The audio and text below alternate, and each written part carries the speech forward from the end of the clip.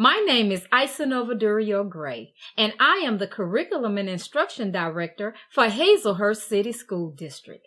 Today we will be discussing planning with the end in mind. In other words, I'm talking about understanding by design. It is extremely important that we establish a goal for our scholars.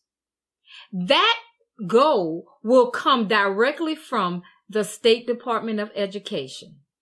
One way to identify the goal or goals set by the State Department is simply by looking at and carefully analyzing its state assessment blueprint.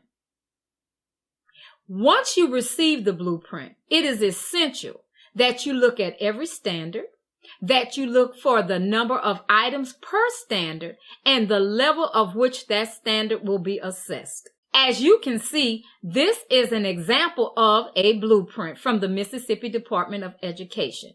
Though I am selecting this one for usage, if you go onto the website and it is a map-tested area, the blueprints will essentially be the same. The only difference is when you're looking at 5th, 8th, or biology. In those instances, we are still under the Mississippi competencies, and so there's a slight difference. When you look always to the immediate left, you see the standards to be tested. As you go to the right, you receive additional information, such as the number of items per standard, as well as the DOK level to be assessed. This information is extremely important, as when you teach the standard or the competency, you need to know that you are aligning your instruction and assessment to that which will be assessed by the state. When you plan with the end in mind, you want to arm yourself with the valuable information found in the blueprint so that you can go back, you can review, you can reassess how you're doing, as well as how well your students are being prepared. Now that you understand the standards to be assessed, the number of items, as well as the performance level, you can now begin your planning. The blueprint is not the only resource that you should use. You must then go into your school and look at the resources that have been made available to you. Your textbook, your workbook, your software, and any other resource that you may find. You need to look at the standards to be taught. You need to ensure that all resources meet or exceed the standards to be assessed by the state. You need to look at their pacing guide, and you need to find out whether it is sufficient for your goals with your students. Afterwards, you then go another step. Today, we are fortunate enough to have the internet. So what you can't find in your building, you will be able to find online, I assure you. Well, we're equipped now. We have the knowledge, and we are able to identify the skill or skills. And now we can set our goals for our scholars. Now that you've identified your goal or goals, now it's time to begin scaffolding. How do we do this? Number one, you set your goals. At the end of this course, my students will be able to do, and now you state what they will be able to do. To help you, Mississippi Department of Education also provides a curriculum plan that tells you what your students should be able to or are expected to be able to do by the end of your course. Each course builds upon the next. Once you've identified your goals, list what skills students must master in order to achieve the goal. It might be quite lengthy.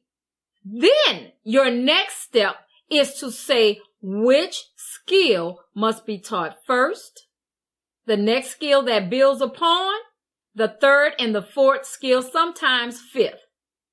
Once you've identified the order of building, you create your pacing guide. Your pacing guide is a reminder to you that before my students can master this goal, I must first introduce this skill or review this skill.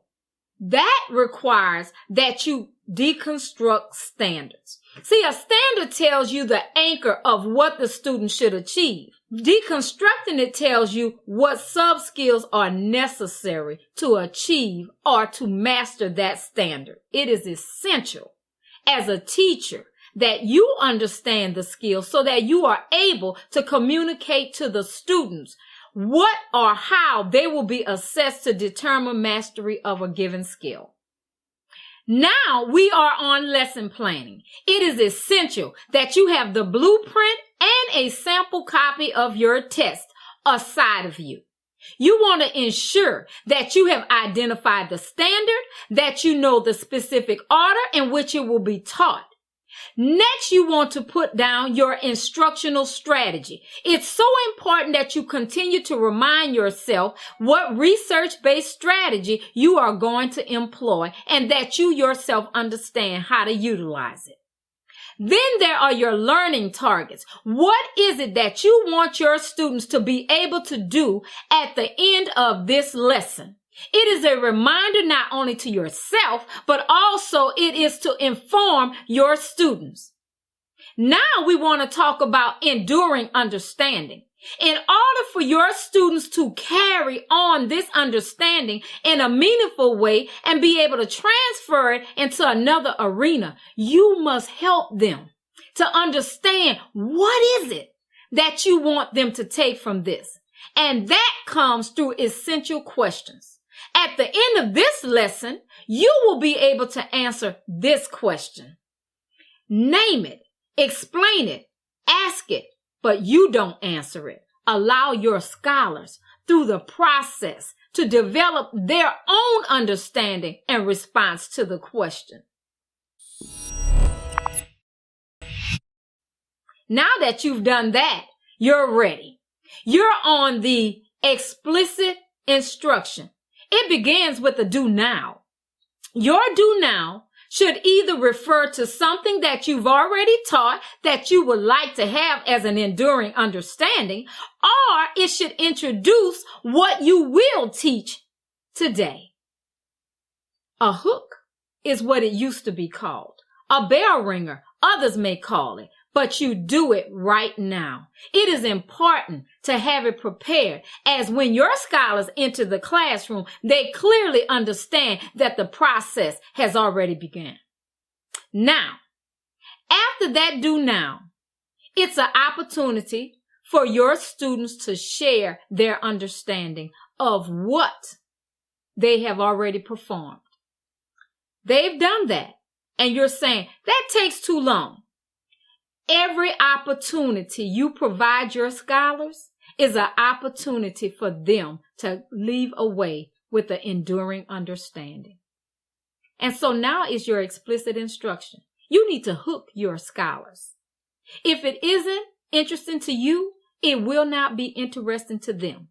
You drive the direction of which the lesson will go. And that should be done with your essential question, because everything you do that day should be surrounding an answer. How will it drive them to understand or to answer that question? That is why it is essential. Remember, when providing explicit instruction, it is very important that you consider the age of your scholars. Typically, research says, look at the age, add 2 to 3 minutes. That is about how long you will be able to hold their attention, unless you are extremely engaging. So with that in mind, that would say if they are in 6th grade, you would probably speak for 15 minutes. During explicit instruction, that's the opportunity for you to do, for you to provide and introduce the information to them. It is also the time for you to model, where they have an opportunity to see the lesson or skills in action. It is not until you get to the we do that you invite scholars to participate in the process of completing the task. It also provides an opportunity for them to feel free to ask questions. After the I do and the we do, you move into your you do. The you do should be non-threatening. It should be an opportunity for you to walk around and to do a spot check to determine if or how much your scholars have understood the information that you have provided to them. You never end your lesson without a recap. You review what has been done and you allow feedback from your students so that they can tell you how much they do or do not understand. Every lesson is an opportunity to build on the skills essential to achieving your goal, planning with the end in mind. Remember, it is important that you plan and know your target so that your students can achieve it. Remember the steps. Identify your blueprint. On it, look at the standards to be tested, the number of items per standard, as well as the level to be assessed. Then get your sample items so that you can assure that you are putting before your scholars the correct rigor, the relevance, and the level that will be needed to successfully achieve the goal. Then begin to deconstruct your standards. Identify what skills are essential to mastering every standard, because there are sub-skills that you need to know and you need to communicate to your scholars. Then determine in which order those skills and standards should be taught. This is called spiraling. That spiraling is what develops your pacing guide. Once you identify your pacing guide, the standards and the scaffolding, then you identify your instructional strategy that will most guarantee the success of your scholars. You must study and understand how to effectively employ those strategies in class. Then you create your assessments. Your assessment must mimic the expectation of the state test. Ensure that every format that will be used on that test, your scholars have an opportunity to practice. If it's drag and drop, if it's multi-select, if it's open-ended writing, if it's highlighting, whatever it is, their first opportunity to use it should not be on the state test. Now you're ready to plan with the end in mind. Now that we have gone through all of the essential steps, you should feel empowered to go out and empower your scholars. Through these steps, I can assure you that you will make your scholars successful.